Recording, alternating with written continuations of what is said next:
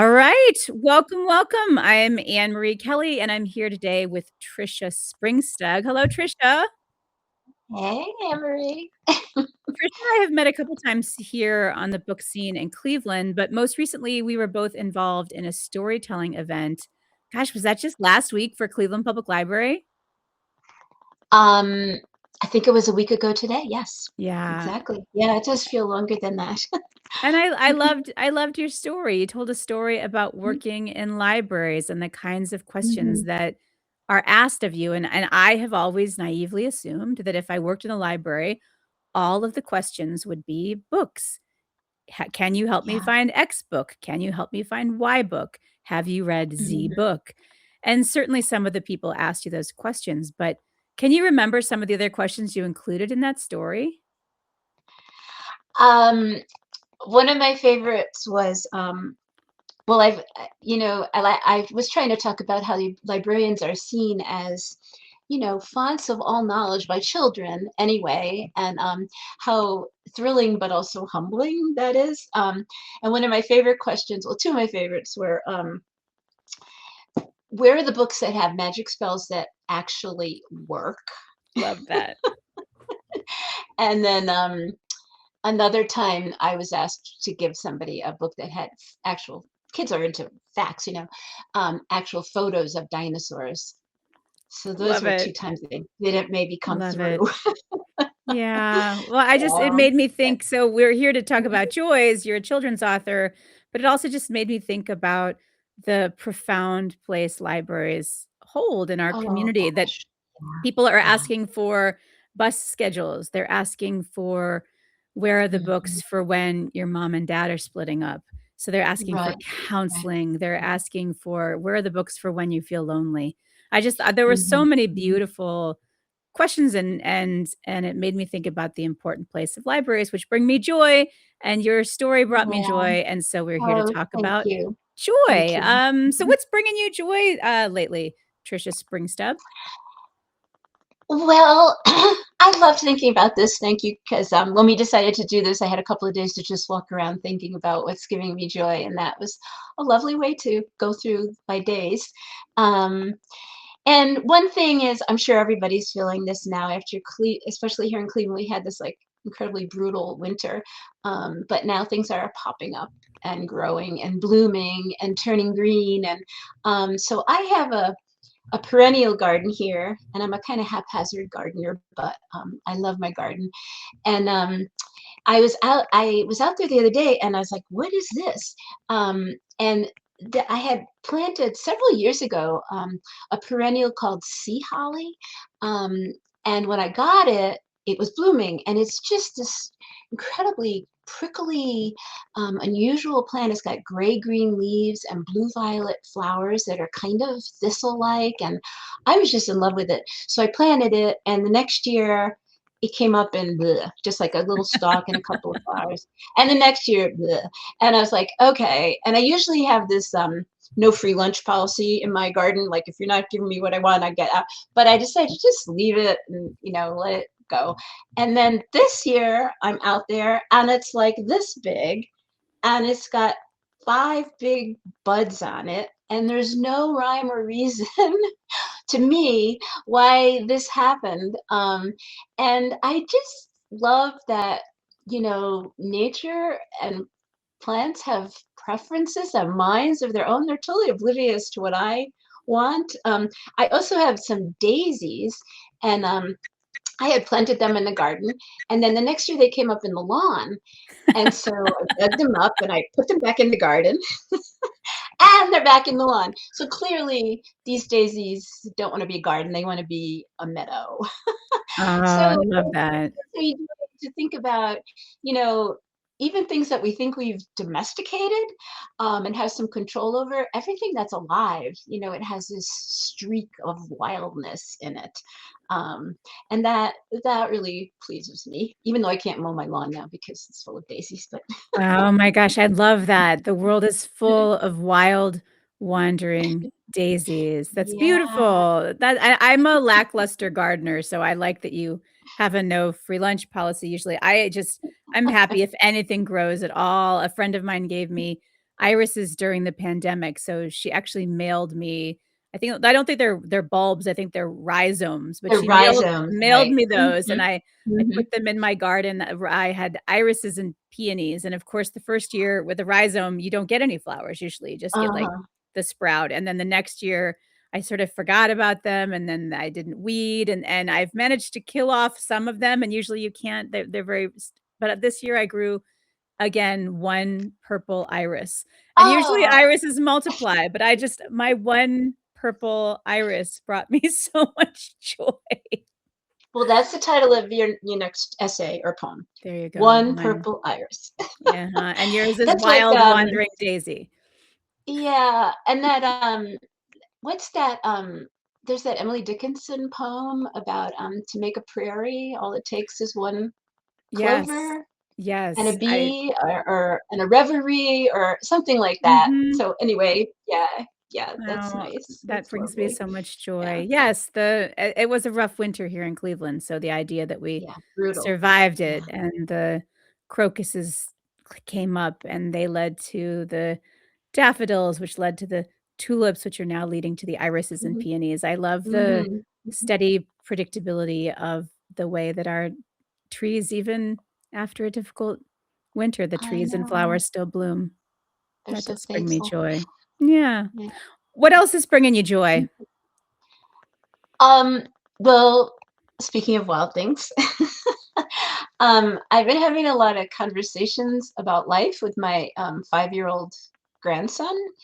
Um, and it's really a lovely time when he's really coming into, he's becoming reflective. And even though you can't predict anything he's going to say. Um, and so I had recently read him this book. It's called Broken. It's a picture book, and I highly recommend.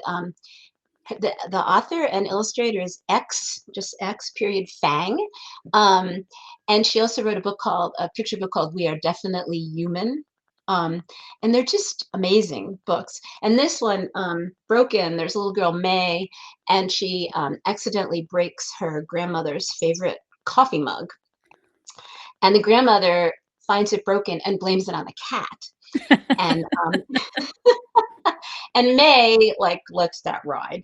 Mhm.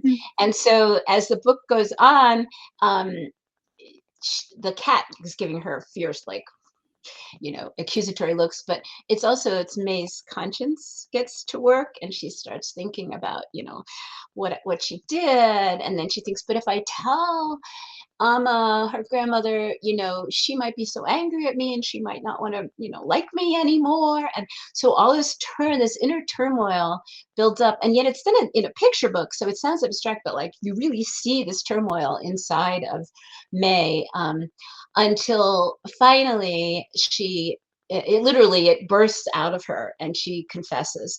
And of course, the grandmother says, it's okay. And they fix it together. And there's this kind of lovely moral of, mended things have the best stories. So I read this with Imre, and, weeks went by.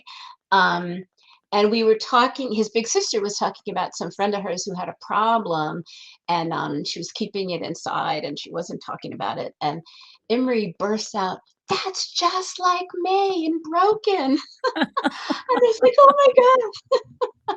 So he had carried this story around with him, even he just listened and then we went on, but it was there, and it made me think of, at some point I read somebody say something like, kids don't just read or listen to books and stories, they inhabit them. Um, and that was really true. And so it made me feel that joy that he and I had made that connection and that he had this story living in him, but also that I'm a kid writer You because I think are. stories are just so so important to kids in a way that we love to read, and but it's a visceral thing with kids. So that was another source of joy. Oh, Yeah, that brings me such yeah. joy thinking about that and Mhm. remembering reading books with my own kids. I think that reading is such a gift, right? For me, it's been a gift that I gave my children. It was a gift of time, of course, at nighttime, but Yeah. also just this shared language, whether we were Mm. taking a nap on the couch because we were making our house into a napping house on a rainy Oh, I love that day, picture. or whether I was telling them that you're my baby bunnies and I will find you for, Mm. runaway bunny Mhm. or whatever. There was one that my mother used to read to us. She didn't read many books to us. My dad was really the one who did, but it was called Fletcher. Um, and it was about a dog who gets jealous of this little girl because she loves chickens. She loves these little chicks, and he feels like Ah, she's ignoring him, and so he thinks, "If I can just hatch from an egg, she will love me too," and so it's all about Fletcher and his friend, the otter, and they make an egg around him, and then a scientist gets oh. involved because there's this big egg, and the marching band comes because it's a rare find, and the whole town is just, like, getting, like, worked up about this egg, and then Fletcher wants none of it, he just wants to just, like, hatch and have this little girl love him, and I was Oh. oh my gosh, just my mother read that to us, and my mom has since passed away, but I have read it to my children, and just Mm. the way Mm. that we live inside of these stories and that Yeah. kids Yeah. remember, and we remember, it becomes a Mhm. shared language and even in many ways, like a shared love, a shared heart. That's Yeah. wonderful. Yeah. I'm gonna look that book up. But I have found, like, adults that say, "Oh, I don't really read that much." But almost if you ask just about anybody if there's some book that they remember, from childhood, yes. Yes, a teacher or a mother or a grandparent read them some book that they still remember and that they carry around with them. So, yeah. Yeah. Yeah. What's one of yours? Do you remember a book that you carry around from when you were Oh, young or when you were I a loved that book. child? Um, I think it's called Little House in the Country. It's by Virginia Lee Burton. She wrote Mike Mulligan and some of those other ones, and it's about this little house that's in the country, and then the city starts to grow up all around it, and the house gets sadder and sadder. So it's an anthropomorphized house, but I loved the illustrations because they told as much of the story as the words did, how things changed and um, the inevitability of change, but also how it's hard. Um, and in the end, um, the little house gets somebody puts it on a trailer and takes it back out into the country. And so the story has that really nice, like picture books that are circular, and that's so satisfying. So I yeah, I like that remember that arc. one. It must make you, Hmm. at least when you are willing to think about it, it must make you at least content and joyful to think that your books are out there. I've lost track of how many you've written, darling. How many books have you Yeah. written? I'm not sure, but I think it's because some of them are out of print now, Mhm. but it's up in the 20s now. I've been at this a long Yes. time. So your books are Yeah. out there, and somewhere there's a parent or a grandparent reading to a child, and yours is one of the books that they're gonna remember. When they do their Substack lives decades from now or whatever replaces this, but that your books will be handed down, will Mhm. be, a heart language from, from an adult to a Mm, child. So, that brings me joy to think about. I do like to think that. Thank you. Thank you. Yeah. Yeah. Anything else bringing you joy? Well, I would say that, I do about 2 weeks ago, speaking of books, I signed a contract for a new book, um, Yay. and it's yeah, it's for kids, but it's a new genre for me. It's fantasy, which I've never written, so it has magic in it, and, I've often wished that I possessed magic, but I've never written about it before. So it's called An Earful of Magic. Um, and to my delight, they're going to have it illustrated. It does so it like a real old fashioned like fairy tale. So there'll be like 25 interior illustrations. That means it will take a lot longer to get published because we haven't found the illustrator yet. But so it'll be out in 2028. But I'm really looking forward to that, to sharing that, because I know, like, when I do school visits and I ask kids, "What are you reading?" I mean, fantasy is way up there. So I'm happy if I can um, do something in that vein now. Oh, So, yeah. congratulations, that's wonderful. I hope it Thanks. will be a Thanks. book with real spells that actually work. Right.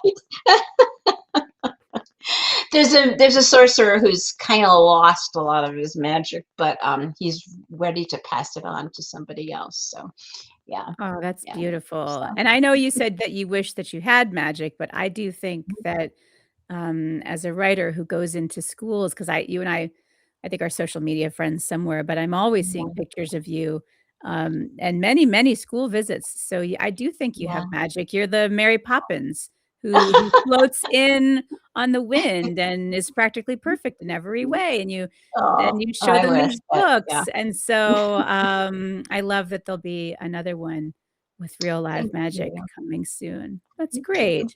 Thank Okay, you you. ready for a mystery? I Yep. guess. All right, I have 3 cards for you. I think one is this is light pink, it's early life. This is midlife, and I don't know what you'd call this color. Later life Blue. and reflection. What are you feeling Yeah. like? Um, let's go with early life. All right, early life, since we've been talking about children. Let's see. Oh, this is a gentle one. Not that they're they're not usually mean. Um, Tricia Springstubb, how did you get your name? Who are you named for? Well, that's actually, speaking of going into schools, like when I talk to kids about storytelling, I like to emphasize that, yeah, there's lots of stories in books, of course, but there's stories in our lives generally, and that almost everybody has somebody in their family that was or is a great storyteller. Um, and I was lucky to have grandmothers and a mother who were good at telling family stories. And so, of course, one that I love was how I got my name. Um, and my mother, I was the first child of 5, and, back in those days, they didn't really know if it was a boy or girl, so I don't know what I was gonna be named if I was a boy, but they did not have a girl's name, and my mother's would tell how she and my father went out to a diner, and she was, real pregnant, and it was coming, and, they still hadn't decided what to call me, and, they somebody played the jukebox in the diner, and this song Patricia, although my family pronounced it Patricia, came on, and it was a song by Perry Como, who was a crooner that my mother loved. And apparently, as the story goes, my parents, locked eyes across their cheeseburgers and said, "That's it." So I that's how love I got my that. first name. Yeah. The smooth stylings of Perry Right. Como, and Yeah. that's how you got your name. So Oh, I owe it all to Perry Como. Yeah. that is darling. I wish I had a good story like that. I don't My parents seemed they were young when they had me, and so they seemed sort of ill-equipped for all of it, not the least of which was the naming part. They didn't have any of the stuff, they didn't seem to have Ah, any of the sense, and then their 2 names for me. If I was a boy, I was gonna be named after my dad. I would have been John, and if I was a girl, I was gonna be named after my mom.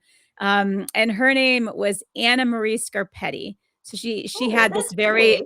I've always thought about, like, Annamarie Scarpetti, like, that's someone from a Fellini film, right? That's someone Yeah, who's taking yeah. off her shoes and walking in a fountain in Rome, or, that's someone a man rides across a mountain, like, on horseback to try to, like, in search of Know Annamarie her. Scarpetti. Yeah. But I got the watered down, Americanized, I call it, like, sort of a trailer name, like, I'm Anne Marie, the girl who you, like, borrow a glue stick from. It's not there's no like, it's just Anne Marie, just, like, Oh, regular. My last name's Kelly, which I like my last name, but, like, Anna Marie Scarpetti is just, like, evocative, and just yeah. Anne Marie has, like, a half a box of saltine crackers, and she'll share with you. So I remember I spent, like, most of my life just sort of miffed that my mom named me after her, but, like, kept the better parts of the name, and, like, I had, Uh, like, fewer syllables. Oh, well, you could always use it for a pen name if you ever write, like, a very romantic novel, That's or right, yeah, and I'll call myself Francesca, yeah, but right. I'll spell it with a Z or something. No, I've grown into it. It's mine now. I claim it. I saltine crackers for everyone. Mm. We have 3 daughters, and, by the time we got to the 3rd one, we could not agree on a name, at all, and so she was born, and my husband wasn't there, and he was coming to get me to take me home, and I had to fill out the birth certificate, and so she was the 3rd daughter, so I decided to name her Cordelia, hoping that she would be the kind, gentle That's right, out of it. Shakespearean. So my husband came to pick me up, and the nurse was like, "So did you do this? Did you do this? And did you fill out that birth certificate?" And I said, "Yes." And he said, "What? You did? What's your name?"